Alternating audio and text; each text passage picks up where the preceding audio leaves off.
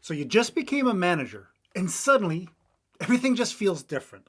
The conversations shift, the expectations multiply, and no matter how much you want to lead well, part of you is quietly wondering, am I doing this right? That right there is imposter syndrome.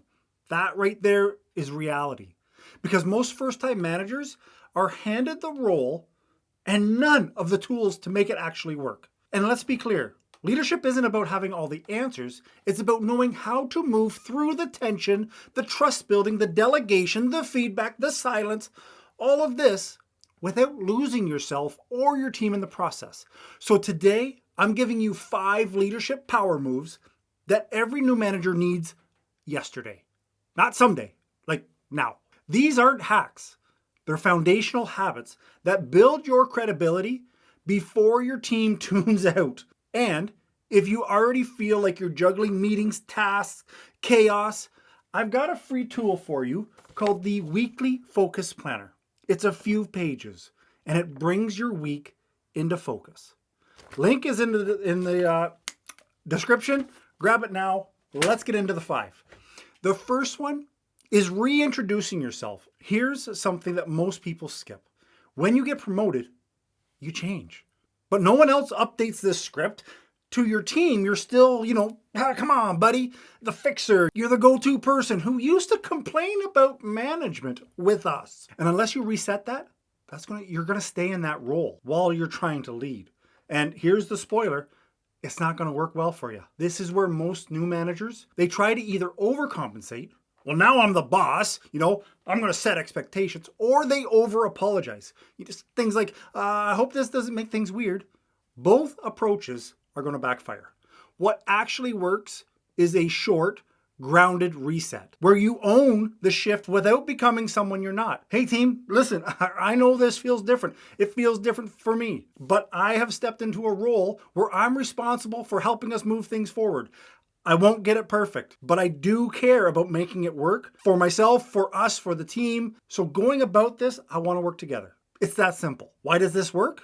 Because ambiguity in relationships only creates anxiety. And when you don't name the change, people are going to fill in the gaps with assumptions and with distance. Number 2 is stop delegating vibes and start delegating outcomes. You're not overwhelmed because you're doing too much. You're overwhelmed because you're holding on to too much. Here's the pattern. A new manager tries to stay helpful, so they keep doing work that they should be delegating. And when they do delegate, it sounds like this. Hey, can you look at this whenever you have a second? Or let me know what you think, or just run with it. And then these new managers wonder why the results are off, why the deadlines slip, why their calendar is full of do-overs. This isn't a task issue. This is a clarity issue. Your team isn't psychic, believe it or not. What they need to know is, what are the outcomes they're aiming for? Why does it matter? When is it due? And what done actually looks like. There's no need for micromanaging. Just don't assume clarity when there is none. And if you're worried about being too, directive, remember, clear expectations actually create freedom. Vague direction is going to create stress.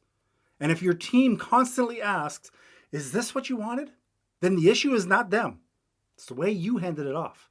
Number 3 is give feedback before the fire starts. You don't need to wait for something to go wrong before you start leading. A lot of new, probably inexperienced managers treat feedback like it's radiation. It's dangerous, sensitive, and only to be handled in emergencies.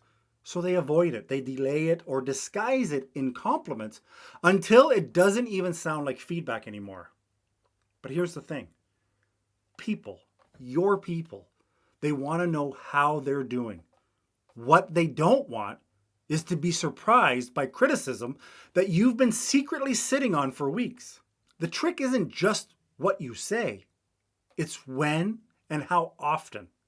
If feedback becomes part of your team's rhythm, short, timely, consistent, it stops being scary and it starts becoming very useful. Think coaching, not critiquing. Think along the lines of, let's talk about how we can tighten this up next time. Or here's what worked and here's something that we need to adjust.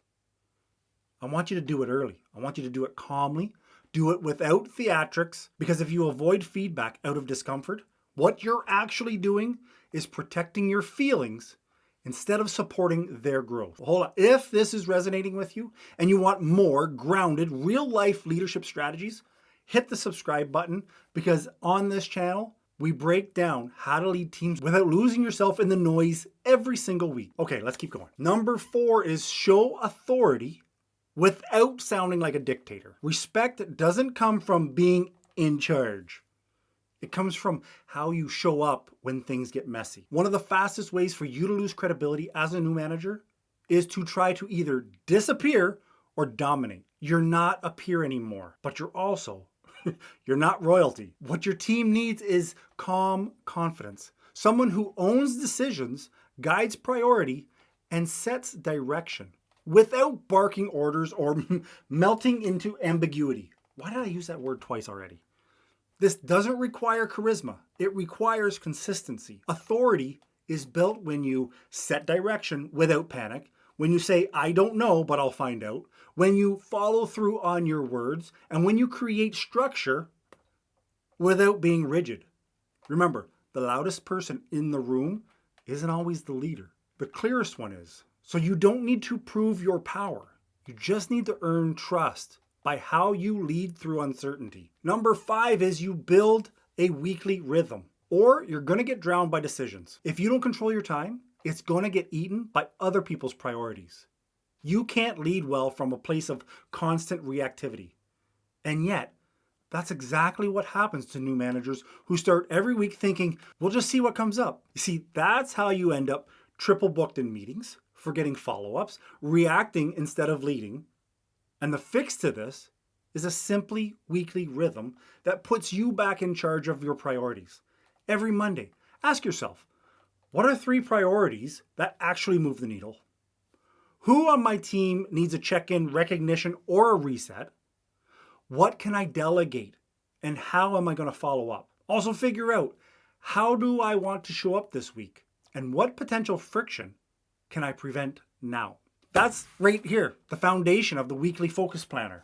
Now, the pressure just doesn't go away, but how you lead through it, that's where the growth lives. Leadership isn't about being perfect. It's about showing up clear, honest, and steady, even when the road ahead seems bumpy. And these 5 moves, they don't just make you a better manager. They make you someone your team actually trusts to lead. And if you need more than just these little quick wins, if you want the full system, it's time for you to get the manager's playbook. You're going to get the scripts, the systems, the delegation templates. You'll get feedback frameworks. You're going to get meeting structures that turn first-time managers into confident, consistent leaders with no fluff, no guesswork, just the tools that make leadership make sense. So in the description, grab your copy today. When you've done that, grab your coffee, because Lord knows we need it. And see you in the next video. Ciao.